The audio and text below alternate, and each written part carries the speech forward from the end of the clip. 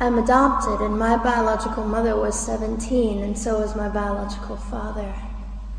She was 7.5 months pregnant when she decided to go to Planned Parenthood, which is the largest abortion provider in the world, and they counseled her to have a late-term saline abortion, which is a saline salt solution that is injected into the mother's womb. The baby gulps that solution, it burns the baby inside and out, and then she is to deliver a dead baby within 24 hours. And to everyone's great shock and surprise, I didn't arrive dead but alive on April the 6th, 1977 in a Los Angeles County abortion clinic. What's fantastic about this, about the perfect timing of my arrival, is that the abortionist was not on duty yet. So he wasn't even given the opportunity to continue on with his plan for my life, which was death. And I know that I am in a government building, and a beautiful one it is, and I love your country as well as my own. But I know in the age that we live in, it is not at all politically correct to say the name of Jesus Christ in places like this. To bring him into these sorts of meetings, because his name can make people so terribly uncomfortable. But I didn't survive so I could make everyone comfortable. I survived so I could stir things up a bit. And I have a great time doing it.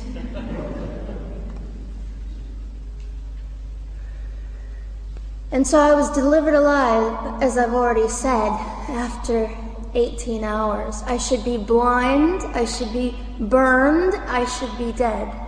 And yet I'm not. You know what is fantastic vindication is the fact that the abortionist had to sign my birth certificate. So I know who he is. And it also says, for any skeptic listening, on my medical records, born during saline abortion. Ha! They didn't win. I've done some research on the man that performed the abortion on me.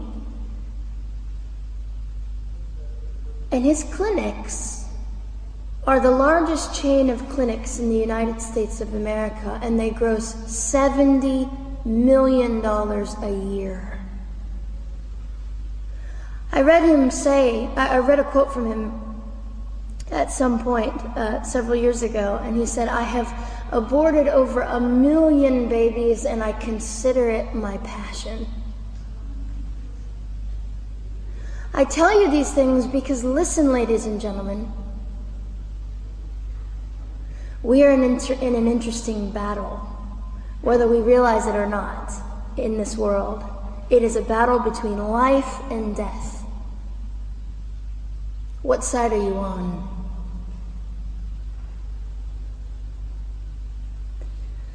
So a nurse called an ambulance and had me transferred to a hospital, which is absolutely miraculous. Generally, the practice at the time, and up until 2002, was, in my country, was to end the life of an abortion survivor by strangulation, suffocation, leaving the baby there to die, or throwing the baby away.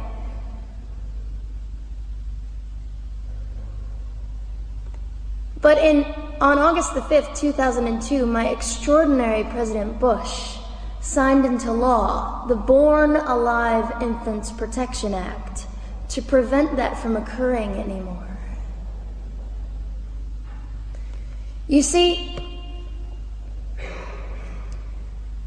we're playing for keeps. We're playing I'm hoping to be hated by the time that I die so that I can feel God about me and understand what it was to be hated. He was hated. Christ was hated.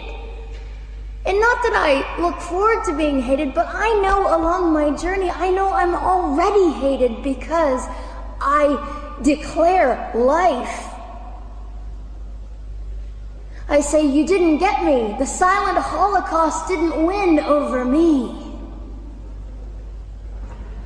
And my mission, ladies and gentlemen, among many things, is this: to infuse humanity into a debate that we have just compartmentalized and set on a shelf and said it is an issue. We have removed our emotions. We are becoming harder. Do you really want that?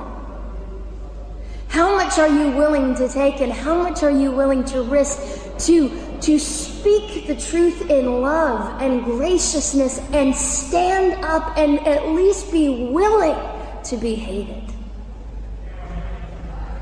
Or at the end of the day, is it all about you or me?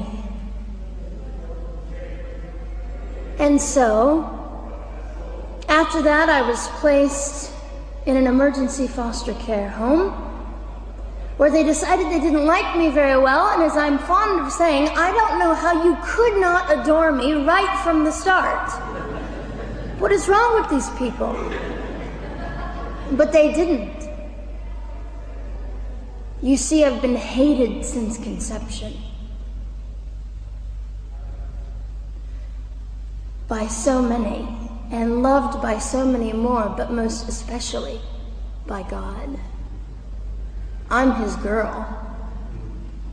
You don't mess with God's girl. I got a sign on my forehead that says, you better be nice to me because my Father runs the world.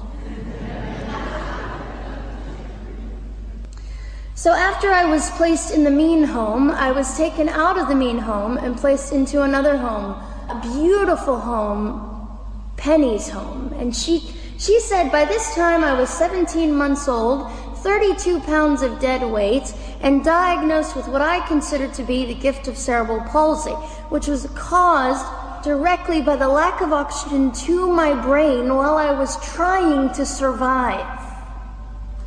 Now, I am just compelled to say this. If abortion is merely about women's rights, ladies and gentlemen, then what were mine? There was not a radical feminist standing up and yelling about how my rights were being violated that day. In fact, my life was being snuffed out in the name of women's rights. And ladies and gentlemen, I would not have cerebral palsy had I not survived all of this. So when I hear the appalling, disgusting argument that we should have abortions because the child just might be disabled, oh, the horror that fills my heart. Ladies and gentlemen, there are things that you will only be able to learn by the weakest among us. And when you snuff them out, you are the one that loses. The Lord looks after them, but you are the one that will suffer forever.